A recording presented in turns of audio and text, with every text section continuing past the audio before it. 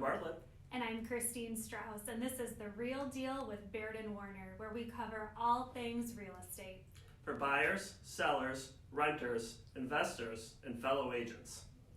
Before we introduce our guest for today and get into our topic, let's take a quick look at the market activity over the weekend. Sure. So Kevin, the listing side and on our sell side, this is actually the second straight week that we were up again, which is great. We need some of that inventory. So way to go, sellers, for getting those listings on the market. Absolutely.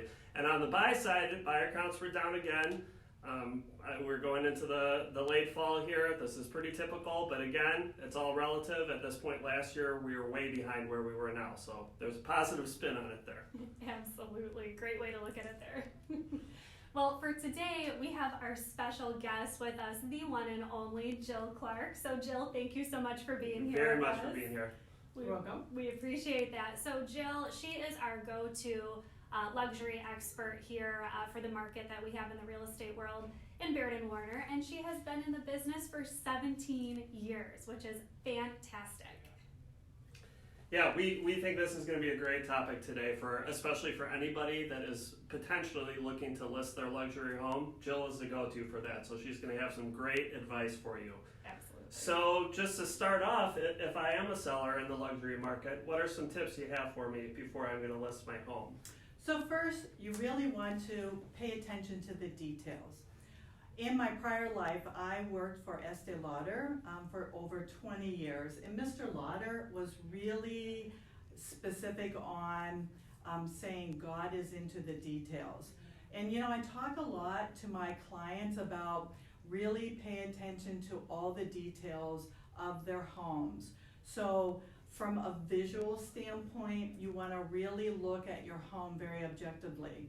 And that comes from, first and foremost, hiring a professional real estate broker who has that background as a luxury agent. Because your buyers are going to take about 9 seconds, yes, 9 seconds to decide whether or not they're going to buy your house. Wow. So details are extremely important.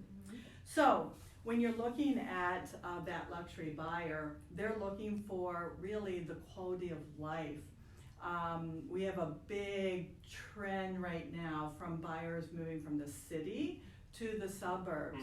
And they're looking for things such as offices, land, swimming pools. Who would ever think that swimming pools they're back. Are back in vogue. They also are looking for backyard kitchens, large backyard patios, exercise rooms now. Pelotons are off the chart. I've seen Pelotons in my community, the little Peloton truck, every day. So it's really important. Those are trends. Pets, grooming spaces. I have a house on the market right now that actually has a pet bath in an area in their garage. Wow. So buyers are looking for things like that, but nothing really is better than making sure that your home is very clean, making sure that you use paint is cheap and use paint, to get your home back on track. White trim is still in. But call your real estate broker first. Don't say, I decided to paint my house or my interior XYZ because it was on trend. A lot of the times if you want to paint a trend color, that's really not what buyers are looking for. Buyers want something on their walls that are very neutral. Right now it's a very soft whitish gray, and I'm talking very soft white. If you want the trendy colors right now, use your trends into pillows or your Afghans or a piece of furniture if you want that hunter green or you want that deep blue, but don't paint your walls that color. That's great advice. Great advice. Extremely helpful, and I think a lot of our viewers will hopefully take that advice there. Now, what are the biggest differences you see between luxury market versus, let's call it, the traditional market? Well, I think the luxury market, those sellers are a bit more savvy. They are a lot busier. They expect well beyond excellence. Sure. And they actually really want a luxury agent and expect a luxury agent to hire a professional photographer. They expect the house to be marketed and to the highest degree with movies, with Matterports, and for the luxury agent to spend $5,000 to $7,000 on marketing their property, marketing via social media, marketing via like a fancy brochure. This is an example of a high-end fancy brochure with high-end visuals that I do. They expect as an agent goes through the house, maybe key items as they walk through the house, detailing what's in their house. Right. They also expect to be featured in magazines, high-end magazines, such as a luxury home portfolio or unique homes. They also expect postcards for their homes to be featured in, and maybe some tips, and feature key features of their homes to be marketed and to be given to buyers. They also want the agent normally at their home with the buying agent, walking the buyers and the buying agents through the house, really pointing out the key features of the home to the buyers and the buyers' agents. Wonderful, wonderful. That's excellent tips there. Yeah, thank you very much for being here. Yeah. Okay, so we're talking about kind of the differences here between the traditional market and the luxury market. Along with that comes different expectations for a seller. So if you're listing your home at $195,000 and it's in perfect shape, you would expect that to probably move right away. Are there any different expectations for a seller in the luxury market? Well, I really think, I tell my sellers, really it's about quality appointments, not exactly quantity appointments. So you may not get 15 appointments in one weekend and 4 offers in one day, but if it's properly positioned price-wise, if your home has a proper visual aspect and position marketed-wise, if it's marketed both traditional and social media, as well as networked with agents, and your agent is there showing the home, and it's beautifully shown, you should expect to have showings. I worry every week, and I meet with my marketing group every week. We go through showings, we go through feedback, and kind of maneuver where this home should or should not be key positioned in our targeted areas. Because I spend on each home about $5,000 to $7,000 in marketing monies. So, is it normally a quick sale? No. Sometimes it is, because buyers will come back normally at least 2 times, sometimes 3 or 4 times. Sure. Because it's a little bit higher purchase. They normally have a home that they're closing. Rare is a time where they don't. So they're going to come back a little bit more. Okay, gotcha. Yeah, and I think those are all very fair points, and as long as it sounds like sellers understand that that's what is to be expected, it seems like everyone might be on board with that. Absolutely. Good, wonderful. Now, I know this seems like the biggest question, whether we're looking at the luxury market or again, kind of that traditional market, but Jill, where do you see this luxury market going as we head into 2021? I know 2020 we've kind of been getting through here, but what are your thoughts on that? Actually, the luxury market has been very steady, and I tell people I sell homes 364 days a year, In fact, last year, going into Mass on Christmas Eve, my family was quite perturbed with me because I was working a deal. Not surprising, Jill. You know Not what? surprising. Just hold on. Right. The fun thing about the luxury market, it is really, I think, a more steady market. Those people have that, flexibility on where they're going to put their market and their monies. Right now, I call it diversification, and there's not a better way in place to put money than, in my opinion, in the real estate market.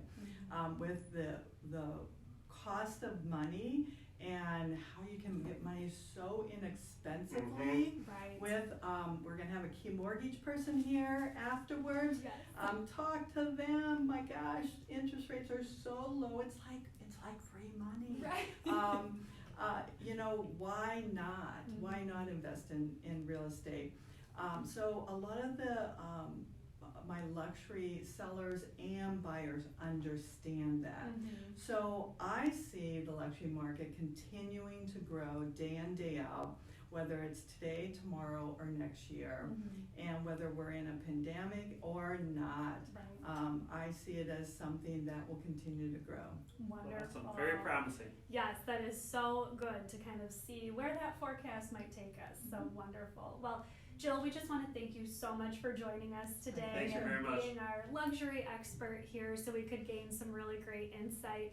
And before we let you go, if any of our viewers or listeners would like to contact you or learn more, is there any contact information, social media, where they can find you? Sure. You can reach me at jillclarkhomes.com or on Twitter at jillclarkhomes, or you can call me direct, text me direct at 630-853-4467. Wonderful. Thank you, Thanks Jill. again, Jill. Thank you. And now, a word from one of our key mortgage loan officers for our weekly Mortgage Minute. Hi, I'm Chris Patras with Key Mortgage Services.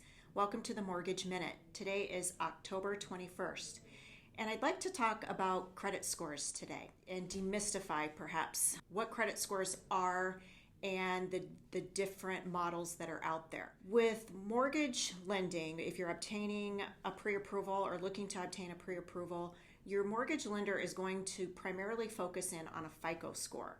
And a FICO score is a 3-digit number that's based on the information in your credit report.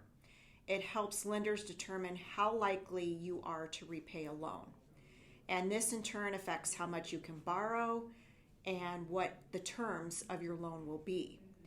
I see many clients utilizing credit monitoring services such as Credit Karma, NerdWallet, and I believe those are good sources to monitor trends and perhaps alert you to anything significant that might be going on with your credit. Worst case scenario might be identity theft if you see a significant drop in your credit scores. However, that model is very different than a FICO score. So there can be very large variances in those credit scores versus what your lender will look at. So I strongly suggest you work with a mortgage loan officer as soon as you feel you are going to be buying a home. So as early as 6 months to a year. This will allow us to look at your credit, your FICO score, make suggestions on how to improve those scores if need be. That will then allow you better financing. So what goes into a credit score or a FICO score? Primarily, it makes sense, your payment history. That is the number one thing that is looked at, and that's about 40% of your credit score is your payment history. The other thing that is a large component is your capacity, and this might be something that you're not really familiar with. And what the model looks at is how much you owe versus how much you're available to borrow. So for instance, if you have a credit card that has a $1,000 credit limit, it's advisable for optimal credit scores or an optimal FICO score to not owe more than $300 at any time on that particular credit card. so at 30%. If you can maintain 25 to 30% capacity on all of your revolving charges at all times, that will really help jump your credit scores and keep you in that really high FICO range. The other thing that is looked at or considered in the algorithm, again, not as important as your capacity or the payment history, is your blend of credit and the age of the credit. So if you're brand new to obtaining credit, even though your payment history is spotless and your capacity is low, your scores may not be as high because you don't have a long history. The other thing and the last thing to consider is a blend of credit. So if you are able to have some installment loans, such as an auto loan, lease, or student loans, those in conjunction with revolving credit or credit cards, and that's the major credit card holders or store cards, to have a nice mix of those. So again, please consult a mortgage loan officer, have a credit report done, and complete the pre-approval process so we're best able to assist you and position you to be a ready buyer and to allow you the best terms, financing, and payments available. Thanks for joining me today. I greatly appreciate it. This is Chris Patras with Key Mortgage. Thanks again for joining us. I'm Christine Strauss. And I'm Kevin Bartlett. Catch us next time to hear about The real Real deal. Deal.